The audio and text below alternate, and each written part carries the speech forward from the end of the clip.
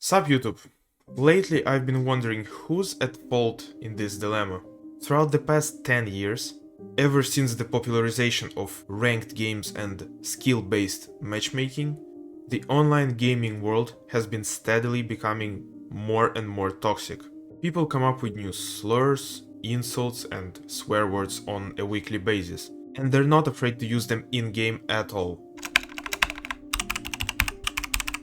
Keep in mind, I'm not talking about BMing and trash talking. Those are parts of human competitiveness. You know, the mental aspect of getting into someone's head. I'm talking about this in particular. And then he doesn't.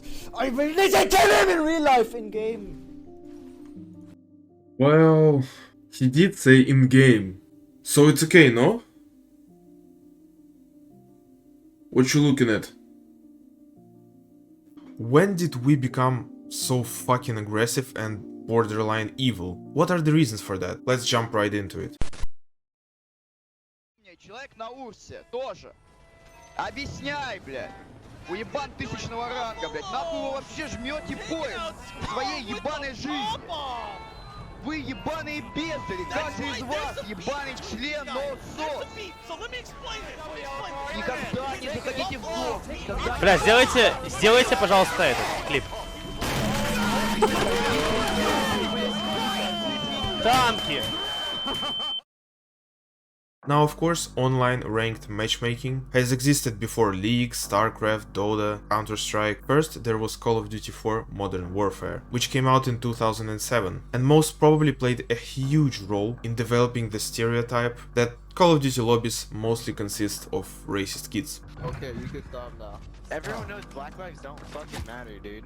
We can see right off the bat that skill-based matchmaking, paired with online anonymity, invokes a special type of maliciousness in humans. Salt has always been a part of any competition. That's just human nature at this point. Any person would rather find excuses for their failures than taking an objective viewpoint and admitting their mistakes and shortcomings. Keep in mind, I'm not a saint or anything. I also indulge in saltiness and toxicity, but I just really wanted to analyze the reasons behind the toxic environment that we have all grown accustomed to. To start off, any online ranked competitive game is built to be extremely difficult. On top of that, if it's team-based, then your average solo queue player also has the unknown factor of his team. Now imagine this. In a 5v5 scenario, all 5 of your teammates are trying their absolute best. Now bear with me for a second, I know this sounds insane. The enemy's mid laner is on a 5 loss streak and just got ganked multiple times. He's tilted,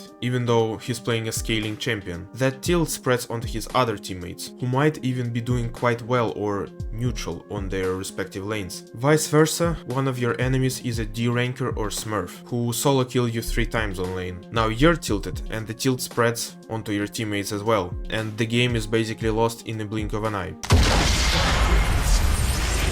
So, where I'm going with this is every ranked 5v5 game is a set of small factors that stack together and form a victory or defeat. The devil is in the details, whether what you buy at level 1 or if you missed a single ability 35 minutes into the game.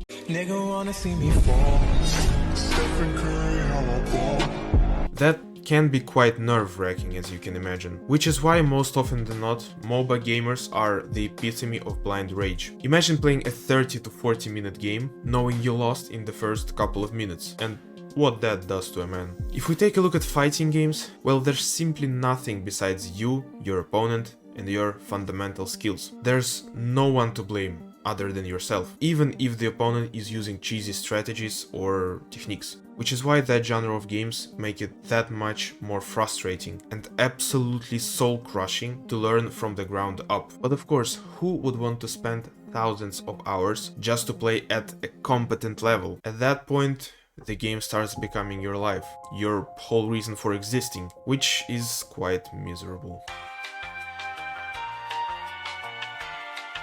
So, after talking trash about the games themselves, let's talk about the other reason for toxicity.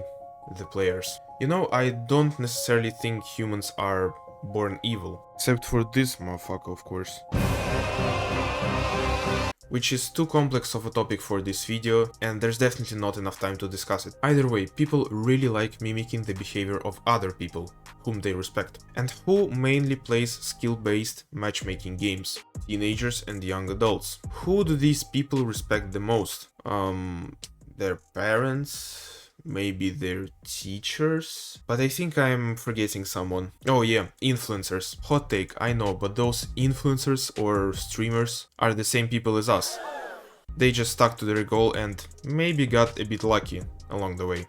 And it still doesn't stop anyone, especially young people, from idolizing those creators. Now imagine if those streamers are unaware of their young following, or don't care enough and are actively setting a poor example of in-game behavior. Well, you don't really need to imagine anything, because it's already happening. Why is your mother having sex with a Serbian gardener right now? Now listen, I'm not trying to shit on any of those streamers. I follow quite a number of them myself, and if a young, easily impressionable kid is watching any of them, that's mostly their parents' fault. But the past generation still hasn't caught up with the skyrocketing advance of modern media and technology. And we can't really blame them for that. 20 years ago they didn't even have touchscreens, let alone a whole culture of internet media personalities. We can point fingers and look for the guilty all we want, but the end result is already set. A whole generation of easily provoked teenagers who know and use a plethora of slurs and creative insults on a daily basis, making the ranked experience basically unbearable for everyone, including themselves. Hate breeds hate. Streamers known for their toxicity are probably part of the problem, but they are also byproducts of the toxic environment. It's not like they woke up one day and decided to blame their teammates every game using a variety of degrading insults. I honestly think it boils down to, once again, anonymity. It's just so easy to talk shit online without any repercussions that people forgot the fear of insulting someone and getting their skull caved in. Imagine bowling with some random people. You start getting a bit lucky, hitting numerous strikes in a row, and one of the people you're playing with maybe isn't performing quite as well, so naturally he just wishes cancer upon your whole family. Yeah. That sounds so fucking bizarre in a real life scenario, but in-game is considered to be a normal occurrence nowadays. I always say that both sides are wrong in any argument, and I'm saying it here now. Ranked games are indeed constructed in a frustrating manner, but that doesn't mean toxicity is justified in any way, shape or form. If I had to take a side, I would simply say that the games themselves are not at fault here. The maliciousness they bring out has always been a part of humanity. Let's be honest, it has probably helped us survive as a species. But what truly sets us apart from being a monster is the ability to resist evil temptations.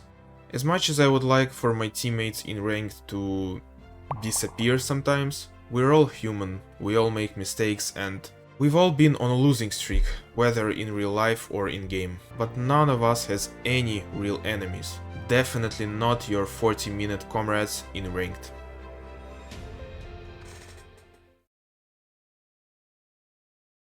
Sup guys, it's me again after I'm done editing the video. It was honestly very difficult to make, because this topic is actually quite dear to me. I've been playing ranked games since I was like 9 years old and I'm 20 now, so without counting, you could guess that's a shit ton of time that went down the drain basically. This wasn't a kids these days type of rant, because you see I'm quite literally part of the same toxic generation. And you know, I also grew up watching all of those streamers. You know, it felt eerily sad filming and saying some of the stuff in the video. But as always, you subscribing and liking this video means a lot to me. It really helps me grow as a creator. Moreover, I really do read all of the comments, and I really want this video to spark some conversation. So voice your opinion by typing any comment. I guess that's it then. I've been Ilya, and I'll see you in the next one. Peace.